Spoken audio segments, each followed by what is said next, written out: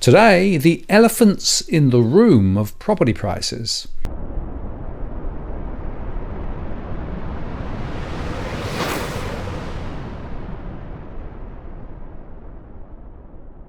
Hello again, it's Martin North from Digital Finance Analytics. Welcome to this post covering finance and property news.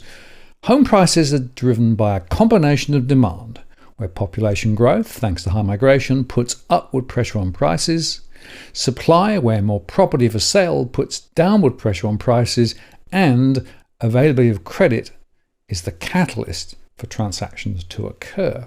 Now, much of the debate is currently centred on supply-side issues. As I discussed last week, outgoing Governor Phil Lowe urged governments at all levels to work together to address the problem of housing affordability.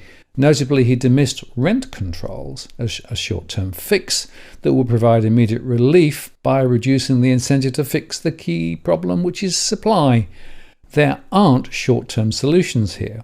The solution has to be putting in place a structure that makes the supply side of the housing market more flexible, and that means zoning and planning deregulation, and it means state and local governments being part of the solution. And by the way, it also means that first-time buyer incentives or rental support just makes the problem worse, something which I've been highlighting over the years and which, by the way, also has been confirmed by recent Productivity Commission reports.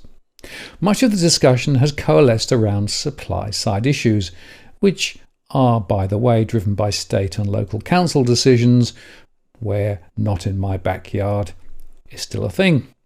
The calls for medium-density developments actually often hits speed bumps. For example, the Western Australian government has put on hold plans to boost affordable medium density housing following developer complaints that requirements to provide green space and reduce energy consumption would inflate costs.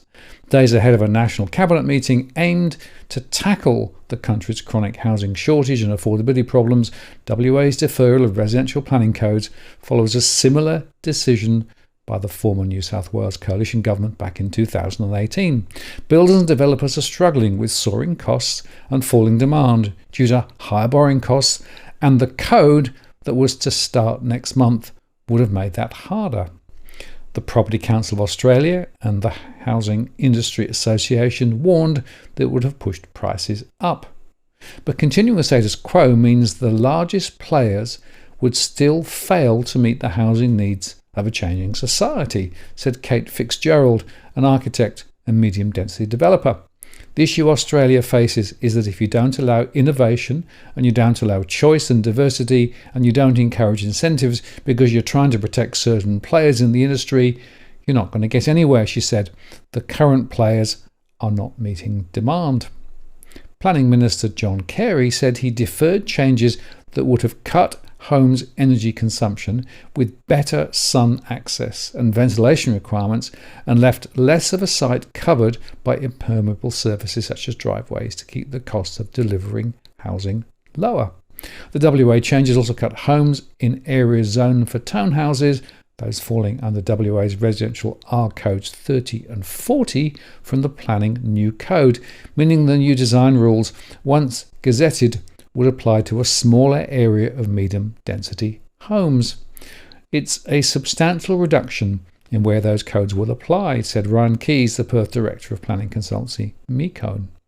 Rob Stokes, the former New South Wales planning minister, whose own plans for a fast-track medium density housing code were scuppered by his own cabinet colleagues and successors, said the failure to decarbonise housing was baking in a higher carbon future because less efficient homes and their higher running costs would be in place for decades.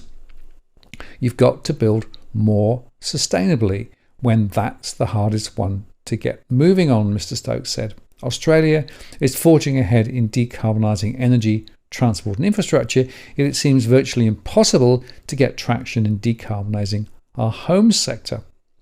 Mr. Carey said good design was an unaffordable luxury in the current market. I believe in density done well and good design. However, as a respected WA architect pointed out, good design is merely an academic exercise if it can't be viably delivered in the current market, he said. Now, of course, migration is a federal government policy, And as I've discussed many times before, the current ultra-high targets are putting huge pressures on local infrastructure as well as driving prices higher. The 2021 intergenerational report projected that Australia would add 13.1 million people, that's a 50% increase, over the next 40 years, driven by net overseas migration of around 235,000 people per year. The 2023 federal budget then increased the net overseas migration population to a record high of 400,000 in 2022-23, 315,000 in 23-24, and then 260,000 from 2024-25 onwards, i.e. that's 25,000 higher than the IGR projected. So accordingly, Australia's population is now set to grow even faster than the 13.1 million increase projected in the 2021 IGR. The additional 13.1 million people that was there in the IGR, let alone the higher numbers from the federal budget, would demand the construction of around 5 million additional dwellings as well as considerable new infrastructure. This construction would drive up Australia's carbon emissions, as would the extra 13.1 million energy users and consumers. Prime Minister Anthony Albanese on Wednesday flagged that he would use the upcoming National Cabinet meeting in Brisbane to get the states to commit to planning laws that would make it easier to build 1 million homes over 5 years from 2024, as announced in that federal budget.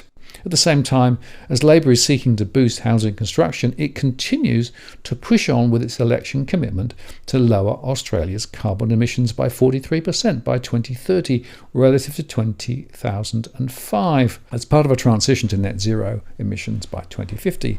Now you've got to ask, how can Australia realistically lower its carbon emissions by 43% when the federal government plans to grow Australia's population by around 3 million people by 2030 and build more than 1 million homes? Concrete, an essential input into housing and other construction, accounts for around 8% of the world's carbon emissions. And it's said that if concrete were a nation, it would be the world's third largest emitter behind China and the US. Building construction, operation and maintenance are estimated to account for roughly 1/4 of Australia's glass house gas emissions. But, and here's the big one, it is the credit supply which is the biggest elephant in the room, as household leverage, especially from recent borrowers, has facilitated the price boom over the past 30 years. Now, those watching this channel will know that I sensitize my models for credit availability, and that this is by far the most significant element, nay elephant, in the room. After deregulation of the financial system in the 1990s, mortgage securitization, which enabled new players to enter into the market, an increase in income multiples from 2.5 times income to 8 times for some borrowers now, and of course the whole low-rate cycle where borrowing power was increased, all of those factors lifted prices, expanded banks' balance sheets and profits, and have now left us with the largest footprint of mortgage stress ever seen and world record debt. Lowe actually celebrated this increase last Friday, referring to the wealth that was created and the bank profits that expanded. And of course, as he faced Parliament for the final time on Friday, outgoing Bank Governor Phil Lowe was remarkably sanguine about the ability of borrowers shifting off cheap fixed-rate mortgages to much more expensive variable-rate loans to make the transition. About 1 million have shifted so far, and another 1 million will shift over the next 12 months, with the peak coming this month and next, he said. But Lowe described this as the most telegraphed rate increase in living memory, and said evidence from inside the major banks suggests those borrowers are keeping up with their new loans and maintaining spending levels. He's watching the remaining cohort of refinance closely, but so far the RBA is seeing nothing frightening. That's because they don't look very hard. Of course, the reason is that households are diverting more of their spending to pay for their housing, and so have less to spend on other things. One reason why the economy is slowing. Now, this credit-driven edifice has left the banks with a high proportion of lending for housing, around 65% of their lending, with less than 1/3 to businesses. Years ago, that was reversed, with more credit flowing to productive businesses, and the artificially high home prices are a result. As a result, financial stability is at risk if home prices correct to some more realistic levels, which, by the way, are on average around 40% below where they currently are. Now, my fear is that this undiffused credit bomb will be skirted around, and as the supply-side elephant is paraded through the streets, the critical question, which is the credit elephant in the room, will be not addressed at all. And because the credit elephant is not going to be addressed, that's a major problem. It should be, because even if it shrinks bank balance sheets and profits, it is a fundamental issue that needs to be tackled to ultimately get housing affordability back to where it needs to be. Because fundamentally at the moment, prices are completely out of whack with incomes. And if you look across the generations, you can see that younger people are much less able to access the market. Now, I'm not saying that supply-side issues aren't important, and we probably need to build more affordable properties. And I also believe that we should be dialing back migration, because the migration lever, as it's being pulled at the moment, is frankly just shameful. But unless the credit issue is addressed, and unless we get back to a more realistic balance of income to credit and debt servicing, then home prices are going to continue to spiral away from us.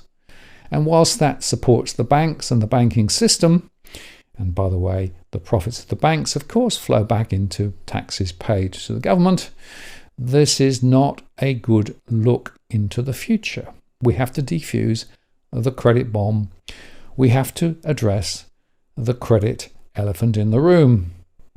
But of all the elephants that are parading at the moment, this is the most intractable, the most difficult, and yet the most critical to address. I'm Martin North from Digital Finance Analytics. Many thanks for watching, and I'll see you again next time.